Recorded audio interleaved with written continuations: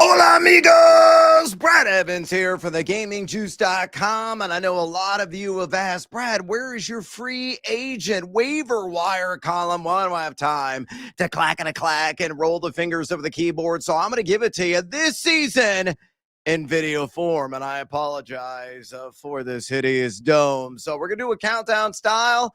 I'll give you an approximate fab amount you should spend, and we'll take it from there. So let's go and get after it here with the week 2 free agent frenzy snapshot at numero 5, Daniel Jones. This is more for the deep league or super flex crowd. Obviously, if he's in a super flex league, he has no business sipping pina coladas there in the free agent pool. Probably have to back up the truck out of $100 of fab cash in a super flex format. You might have to spend like 65% of your fab budget. Meanwhile, in single quarterback leagues, if you have interest in deeper formats of adding some depth at quarterback, Daniel Jones, I think, is worth that $3 to $5 bid out of $100 budget. A guy who was masterful in week 1 against the Miami Dolphins, who were just absolutely woeful.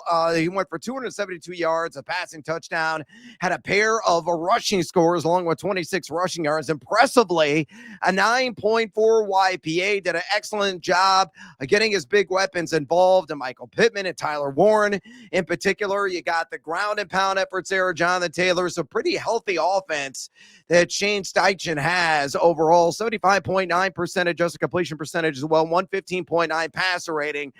However, the next 3 matchups, a little bit daunting. Get the Denver Broncos, number 2 in dropback EPA defense after a week, followed by a road matchup at Tennessee. They're number 5 in that category.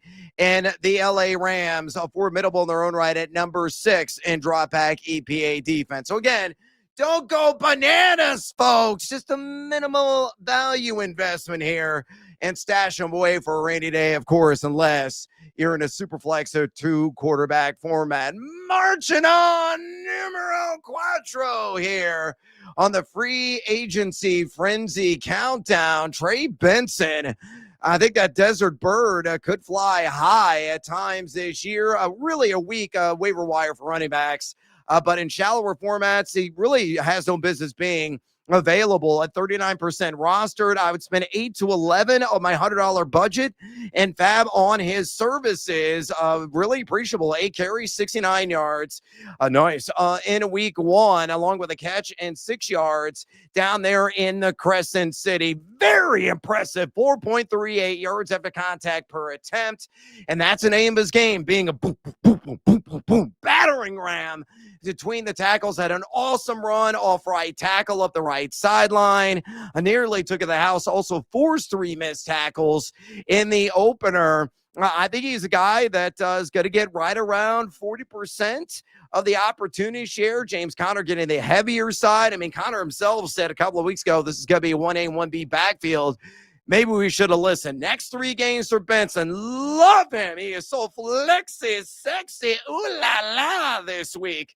Taking on the Carolina Panthers, number 29 already. And remember, they were rock bottom in rush EPAD last year, and they're 29 after 1 week. San Francisco, all kinds of injuries. Middle of the pack in terms of rush EPA at number 14. Then Seattle, rather formidable in week 1 at number 6 in that category. But if you need depth, and you have multiple flex spots, you want to plug and play somebody this week, maximize the matchup and shell out some buckaroos there on Trey Benson. Numero tres on the countdown. Smack that booty of Kayshon's of the New England Patriots. The wide receiver, only 2% rostered right now in Yahoo leagues. I go 8 to 11 fab dollars to acquire him. A guy had a sensational week 1. 8 targets, 6 grabs, 103 yards, and find the end zone, but he still finished inside the top 20 in PPR formats. An appreciable 2.34 yards per route run. Even more impressive, 17.4 ADOT average depth of target. That was the 6th best among wide receivers. He also had a 116.7 passer rating when targeted. You look at the schedule upcoming. It is delightful, folks. At Miami, Pittsburgh, and we'll see what version really shows up in week 2 defensively, and then the Carolina Panthers. Every single one of those past defenses, I know it's a 1-game sample size, but outside the top 15 and drop back EPA defense. Believe in booty. Also, go to thegamingjuice.com right now, you jackals, and sign up for a free account. I have all my Week 2 fantasy football rankings already live. I'm going to be updating them, shifting guys about throughout the entire week. My fantasy flames at quarterback also live right now on the site. I'll be cranking out all kinds of additional content throughout the entire week to satisfy the fantasy players and some of you riverboat gamblers out there as well. Don't forget, too, our college football forecast multi-voice piece featuring Matt Fortuna, Ben Wittenstein, and Nate Jacobson. That posts every single Thursday. You can ask me a question. It's absolutely free, at least for now. So go to thegamingjuice.com right now and sign up. Click, converse, and cash, ... maybe. All right, moving on here in the free agent countdown. Numero dos. Let's go with the lightning bolt. And Quentin Johnston of the LA Chargers down in Brazil, a guy that was doing all kinds of booty scoots into the end zone. I would go $12 to $14 on him. Right now, 90% available in Yahoo leagues. It appears he got that hands transplant that he needed in the offseason because he was superb in that opening act against KC. 7 targets, 5 grabs, 79 yards, and a pair of touchdowns. We know he's a downfield threat, an appreciable 2.19 yards per route run. That was top 12 among all eligible wide receivers in the opening week, along with a 14.11 ADOT as well. That was top 13. He had a 148.2 passer rating when targeted by Justin Herbert. If this offense is a little bit more liberal, at least with the passing calls, that is very much a good thing for Johnston, who should be able to benefit from a lot of single coverage due to the presence of one Lad McConkey. Next 3 games are coming at Viva Las Vegas, then Denver. Not a great matchup there. And then at the New York Giants. So somebody you could center at wide receiver 3 and say like a 12 team in deeper format, maybe a flexy sexy option against the Raiders and the Giants. Again, I would go $12 to $14 $5 on him. And numero uno on the free agent countdown this week, Hollywood. Oh, man, all the glamour, all the glistening. Hollywood Brown. I'm going to go with him for $13 to $16.5 cash available right now. And really a majority of Yahoo leagues, only 26% rostered. I know Xavier Worthy is, quote, day to day, but we shall see if he can gut out and actually pose some meaningful results with that dinged wing. I mean, he is one more harsh hit away, even with a brace, from possibly missing the entire season and going under the knife.